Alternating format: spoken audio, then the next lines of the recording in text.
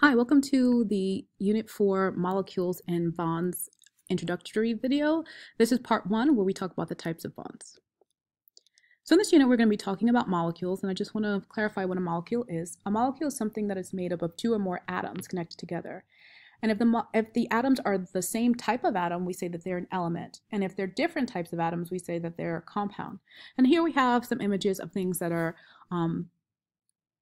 molecules and things that are not molecules. And within the molecules, we have elements and compound.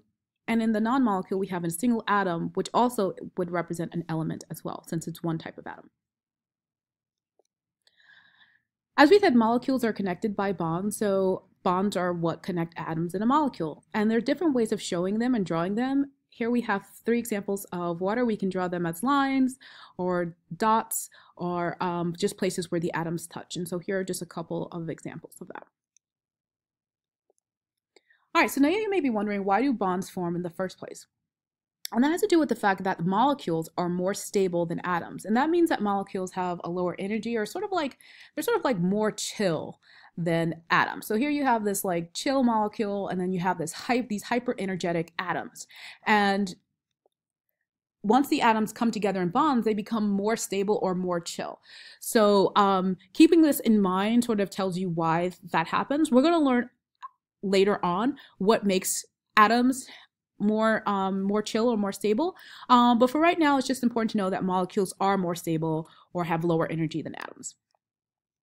And we can represent that lower energy part in what's called a Lennard-Jones potential. This plot shows the potential energy on the y-axis. And as you notice, the separate atoms have a higher potential energy than the 2 bonded hydrogen atoms. And so again, this is just another piece of evidence that shows us forming bonds makes the atom more stable. And that's why atoms get together and form bonds to make molecules.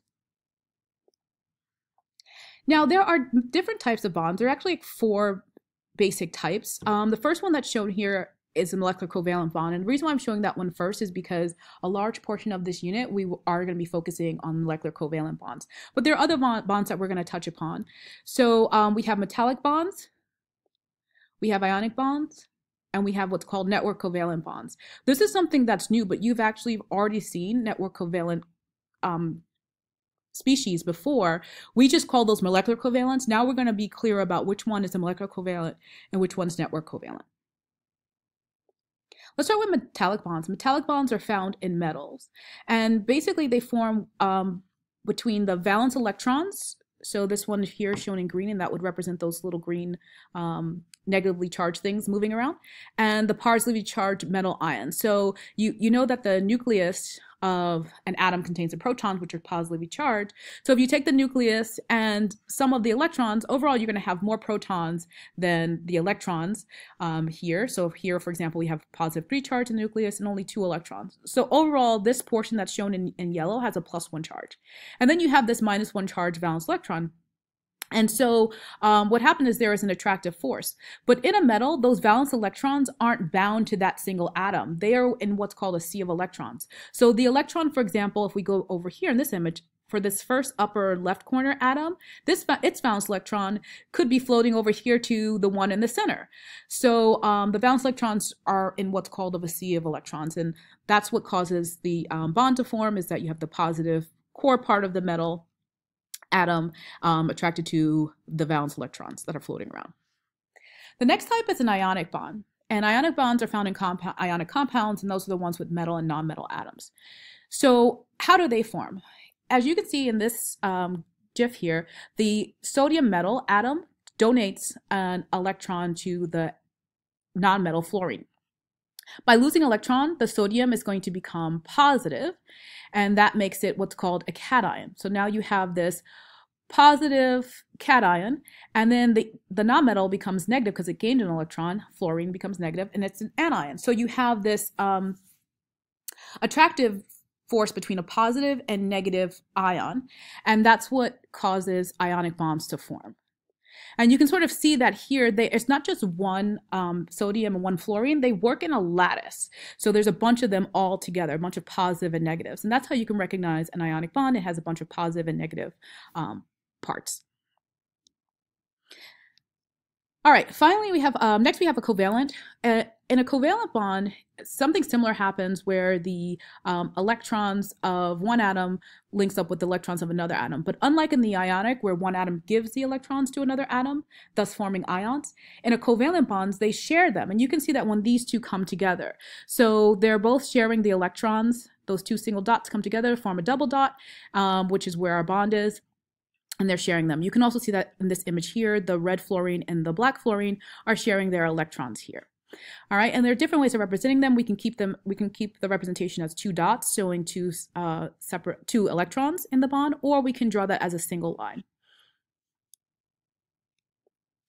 Finally, we have network covalent. So network covalent bonds are formed from a 3D network of covalent bonds. What that means, as we know, covalent molecules are formed from non-metal atoms. If the non-metal atoms get together and form this sort of like network or this lattice type structure, that becomes a network covalent. And this is typically found in cases where you have molecules that have carbon atoms only, like in diamond, it just has carbon atoms, or graphite, which is what's used in the lead of your pencil. You can have these network covalents. Also, they're formed in cases where you have silicon, like silicon dioxide, SiO2, and some silicon carbides as well. So these will be example of covalent bonds.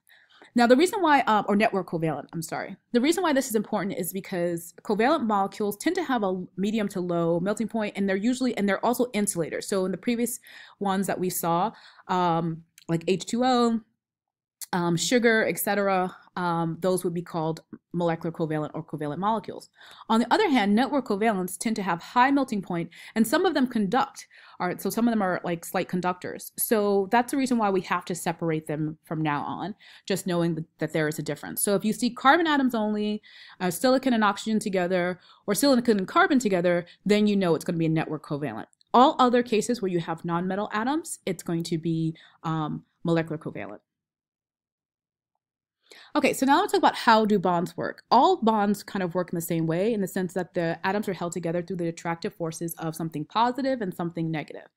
In an ionic bond, the positive and negatives are the atoms or ions. So remember, the sodium lost an electron, became positive, and the fluorine gained an electron and became negative, and so you have these positive and negatives together. And so that's what happens in an ionic bond. Those are the positive and negatives that are attracted. But in all other bonds, the positive part is the nucleus of the atom, and the negative part are the valence electrons. But in all cases, that's what makes a bond. It's really the electrons that are attracted to some positive part. Okay, let's do a pause and check our understanding. So you're going to complete the Unit 4 Molecules and Bonds Intro check-in. That's linked in Google Classroom. And then you're going to fill out your KWL, focusing on the L part. What have you learned so far from part 1 of this video? Hope this was helpful. Have a quality day.